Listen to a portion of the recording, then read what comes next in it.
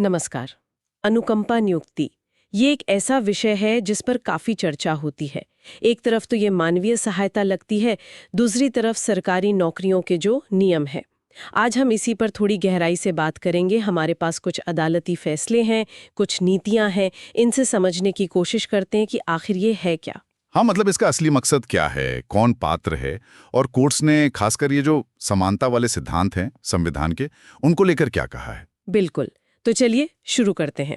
सबसे पहले ये व्यवस्था बनाई ही क्यों गई, इसका क्या कारण था? देखिए, इसका जो मुख्य उद्देश्य है, जैसा कि कुछ पुराने अहम फैसलों में भी कहा गया है, वो है उस परिवार को तत्काल मतलब फौरन आर्थिक मदद देना जिसने अपना कमाने वाला सदस्य अचानक खो दिया हो। अच्छा। ये कोई रेगुलर भर्ती का तरीका नहीं है। हाँ, ये बात समझना बहुत जरूरी है कि ये कोई अधिकार नहीं है। बिल्कुल नहीं। ये तो जो हमारे संविधान का अनुच्छेद 14 है, समानता का अधिकार, और अनुच्छेद 16 जो सरकारी नौकरियों में अवसर की समानता देता है, उनका एक अपवाद है। एक एक्सेप्शन। हाँ, एक एक्सेप्शन।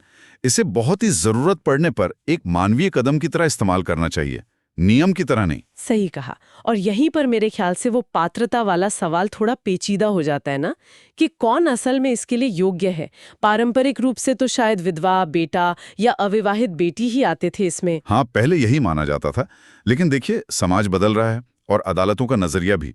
विवाहित बेटियों का जो मुद्दा है वो इसका एक बहुत बड़ा उदाहरण है। हाँ, ये मैंने भी पढ़ा है, कुछ केसेस हुए हैं इस पे। जी, कई अदालती फैसलों में ये साफ कहा गया है कि भाई सिर्फ इसलिए कि एक बेटी की शादी हो गई है, उसका अपने माता पिता से रिश्ता या उनकी देखभाल की जिम्मेदारी खत्म नहीं हो जाती। अच्छा। तो उसे सिर्फ शादीशुदा होने के आधार पर अनुकंपन नियुक्ति के लिए अयोग्य मानना, वो एक तरह से लैंगिक भेदभाव। Gender discrimination. हाँ, जेंडर डिस्क्रिमिनेशन।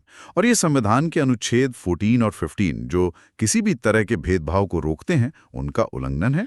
तो मतलब कोर्ट सब सामाजिक बदलावों को ध्यान में रख रहे हैं। बिल्कुल, वो देख रहे हैं कि जमीनी हकीकत क्या है, पुराने नियमों को इस नजरिए से परखा जा रहा है। ये वाकई में एक जरूरी बदलाव है।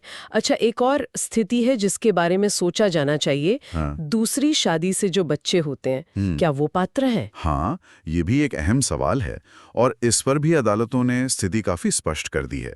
कुछ मामलों में ये कहा गया है और दूसरे फैसलों का हवाला भी दिया गया है कि कानून की नज़र में ऐसे बच्चे नाजायज नहीं हैं। अच्छा, कानून उन्हें वैध मानता है? जी, हिंदू विवाह अधिनियम की धारा 16 भी यही कहती है। तो सिर्फ इसलिए कि उनकी मां मृतक कर्मचारी की दूसरी पत्नी थी, बच्चों को अनुकंपा नियुक्ति से मना नहीं किया जा सकता। ये भी तो भेदभाव ही होगा फिर। हाँ, बिल्कुल। इसे भी भेदभावपूर्ण माना गया है। कानून बच्चे की वैधता देखता है, माता पिता की शादी की स्थिति नहीं। तो पात्रता का दायरा तो कोर्ट्स ने काफी सोच समझकर बढ़ाया है, लेकिन सिर्फ पात्र होना ही काफी नहीं होता होगा, है ना? परिवार की आर्थिक स्थिति भी तो देखी जाती होगी। हाँ, और ये बहुत ही महत्वपूर्ण पहलू है। इसे कहते हैं इंडिजेंसी टेस्ट, मतलब कि क्या परिवार वाकई गंभीर आर्थिक तंगी में है। अच्छा, ये कैसे तय होता है? यही पर अक्सर बहस होती है। जैसे क्या परिवार को मिलने वाली फैमिली पेंशन या कोई और रिटायरमेंट बेनिफिट को आय मान लिया जाए और नियुक्ति न दी जाए। हाँ, ये तो एक मुश्किल सवाल है। कुछ फैसलों में ये कहा गया है कि फैमिली पेंशन को इस तरह आय मानकर आवेदन खारिज करना ठीक नहीं है। नीतियां भी आय की सीमाएं तय करती हैं। जैसे हिमाचल में काफी पहले, शायद 2008 में, 4 लोगों के परिवार के लिए सालाना आय की सीमा 1 लाख रुपए थी। तो बेसिक फंडा ये है कि मदद उसी को मिले जिसे सच में जरूरत है। बिल्कुल, एकदम जरूरतमंद परिवार को। अच्छा, कुछ प्रक्रिया से जुड़ी बातें भी हैं शायद, जैसे अप्लाई करने की कोई समय सीमा होती है? हाँ, होती है। आमतौर पर यह मौत के बाद 3 साल तक होती है, लेकिन अगर बच्चे नाबालिग हैं तो उनके बालिग होने तक छूट मिल सकती है।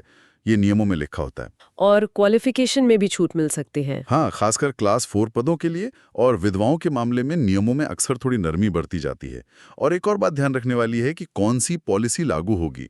आमतौर पर वो जो आवेदन जमा करते समय लागू थी। अच्छा। अभी हाल में एक फैसला आया था जिसमें वो बोनाफाइड हिमाचली सर्टिफिकेट की जो शर्त थी, उसे भी गैर जरूरी और असंवैधानिक माना गया। तो कुल मिलाकर ये समझा जा सकता है कि अनुकंपा नियुक्ति एक अहम सामाजिक सुरक्षा उपाय तो है, पर इसके नियम काफी सख्त हैं और इसका दायरा सीमित है। जी। और अदालतों ने कोशिश की है कि इसे लागू करने में मतलब निष्पक्षता रहे, खासकर लिंग के आधार पर या बच्चों के साथ कोई भेदभाव न हो। हाँ, निष्कर्ष ये निकलता है कि लक्ष्य तो है फौरी राहत देना, लेकिन निर्भरता किसे कहेंगे, परिवार में कौन आएगा, ये परिभाषाएं कानूनी बहसों और बदलते समाज के साथ इवॉल्व हो रही हैं, बदल रही हैं। सही। ये जरूरी है कि ये व्यवस्था अपने मानवीय उद्देश्य को पूरा करे, लेकिन साथ ही संविधान की समानता की कसौटी पर भी खरी उतरे। हाँ, ये संतुलन जरूरी है। और सोचने वाली बात यह है कि भविष्य में और कौन से पहलू इसमें जुड़ सकते हैं या बदल सकते हैं, ताकि ये सुनिश्चित हो कि ये जो अपवाद है वो अपवाद ही रहे